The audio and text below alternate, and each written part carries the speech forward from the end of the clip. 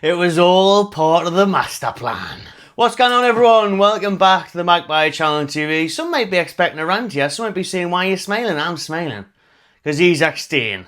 And Isak stays equals happy days. That's the main objective of this window. Well, it is obviously signing some players, but keeping Isak is way better, way more important than signing Hugo Ekitike. He's nicknamed Baby Isak, apparently. Well, you can have the baby, we'll have the big man. And Isak stays. We're getting the best striker in the world at the club for more years. Now get that bloody contract out, Newcastle, and get him to sign it. But honestly, it's came out this morning. Romano has said, everyone's saying now, Newcastle have walked away from the Hugo Ekitike deal. Liverpool are advancing to sign him. Were we ever actually trying to sign him? Did we force Liverpool's hand? Was this all a ploy, a smokescreen, a play to get Liverpool to go away from Isak and force them into putting the money up for Hugo Ekitike? Because honestly, that's the way it looks. Yes, we may have wanted to sign Hugo Ekitike. We were in talks with his representatives and everything for a week or so now. But realistically, we knew that that was going to force Liverpool to act. And then they came the other day, approached us for Isak. Once more, we told them he is not for sale. So they moved on to our target. They moved on. We forced them to go for their second choice. They wanted Isak, not getting him. Now they're getting Hugo Ekitike. And I'm absolutely fine with that. Like, yes, was I excited by the signing of Hugo Ekitike? Was I looking forward to the potential partnership with Alexander Isak? I was. But of course, all along, if you had offered me the chance of Isak or Ekitike, I'm obviously keeping Alexander Isak. And as we've said, Isak's not for sale. All the Liverpool fans get excited. They could never afford him. Nobody can. And now this is great news for Newcastle because he's not going to go to a Premier League rival. Before Liverpool this summer, it was Arsenal last summer. Now they have both spent a lot of money on forwards. Arsenal with Gyökeres, Liverpool with Ekitike, Chelsea have got your Pedros, your Delaps. Nobody else is coming in for him now from the Premier League. Might he go to Barcelona or Real Madrid or somewhere else in 12 months' time? Maybe. Or he might sign his new contract, Newcastle may kick on, win another trophy next year, and get Champions League again. Who knows? Who knows? But the main thing about this is that Isak is staying at the club, and that is what we all wanted and we all needed. We would have been devastated to see him go, especially to a Premier League side, and see him scoring bloody hat-tricks on Super Sundays and scoring on Match of the Day every week and all the rest of it. That would have been awful, awful crack. In a red shirt, no. No, thank you. So, we'll bully Liverpool into making it happen. You know, force them to go and get Ekitike. I think it's genius. I think it's fine. Were Newcastle ever really going to spend £85 million on Hugo Ekitike? No chance. I think that 70 million would have been the max that they were ever going to pay, and that got rejected. But they knew that was going to get rejected. They knew that was a low offer. You know, Frankfurt want, you know, your 85 million. That's his release clause, 86. The one around that figure. We were never ever going to pay that much. And were we ever really going to do this formation change of bringing in two strikers up front and dropping Joe Linton? Nah, no way, man. Eddie Howe's 4-3-3, the trusted formation, is here to stay. Because Newcastle have already moved on to other targets. It's breaking news right now that David Ornstein's reporting Newcastle are exploring a move to sign Brentford's Wissa. So we are looking at that striker that was linked the other week. They are exploring a deal for him. They are no longer working on the Ekitike deal, and contact with Brentford is expected soon. Personal terms are yet to be agreed. So Newcastle, they're going for Premier League experience, going for Wissa, who's banging them in. You know, he's been on fire for Brentford. I think that's a great signing for us. I think that's a quality backup.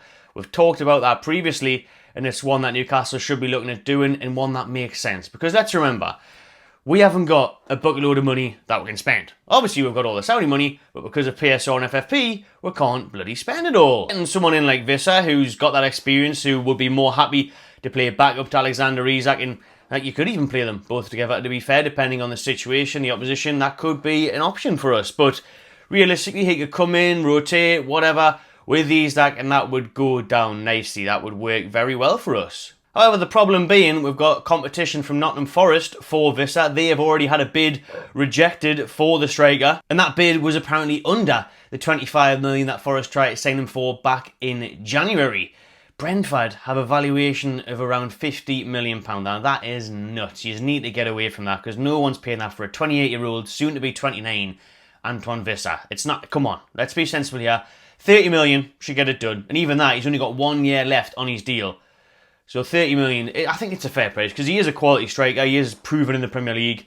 But with only having 1 year left, and like I said, he's not the youngest, 30 million's about right, really. I wouldn't go much higher on that. Let's see what Newcastle do. How much will they be prepared to pay for the Congolese striker? We did actually touch on alternatives to Ekitike if he left for Liverpool in the podcast last night. And one of them, the main one we said, was Benjamin Sesko, because we know Newcastle have tracked him, scouted him for a while, just like Ekitike, been watching him for years. And Eddie Howe is a big admirer. Now you've got TalkSport suggesting that we will turn our attention to him after failing to get Hugo Ekitike. So Sesko from Leipzig could definitely be one to watch. That kind of fits the profile of the type of player Eddie likes, a younger one, big ceiling, potential, work with there, develop them. And he is obviously a top talent out there in Europe that a lot of clubs have been linked with. Arsenal were nearly going to sign him ahead of Gyökeres this summer. However, there is meant to be a silly price tag in demand from the Bundesliga club. I could be talking about Ekitike here, but I'm actually talking about Sesko. Same sort of bloody thing. Massive, mad valuations. You're talking again your 70, 80 millions. So will Newcastle pay that? Because as I was touching on before, yes, we've got the Saudi money, everyone likes to say it, but because of FFP, we can't spend it all. So this summer you've had Keith from Sky saying that we've only got 120 million to spend. Well, we've already spent 55 million of that. Are we going to spend the rest of it on a striker? Then where's the goalkeeper? Where's Trafford? Where's your Gehi Scalvini? Where's your midfielder after Longstaff leaves? I think we'll spend at least 150 million this summer, maybe more. But Sesko would obviously take up a huge chunk of that money, wouldn't leave you for much else. We do also need a couple more positions with Champions League. We do need squad depth. So I wonder if Sesko would be realistic like Ekitike.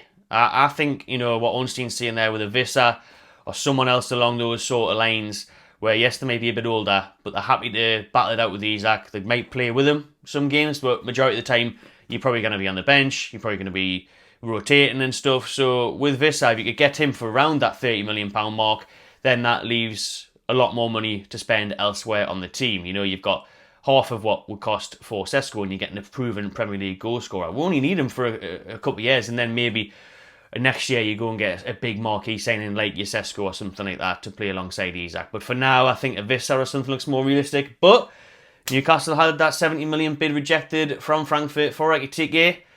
So would they go in and try and test Leipzig with such a huge offer? We'll wait and see. But Newcastle and Eddie Howe clearly want another forward. We need one after Callum Wilson's left. Who will it be? What will we go for? Let us know in the comments what yous would do as well. But it's all a bit mad at the minute. It's hectic, people, honestly. You don't know whether you're coming or going with all these transfer links, rumours, the stories flipping back and forward.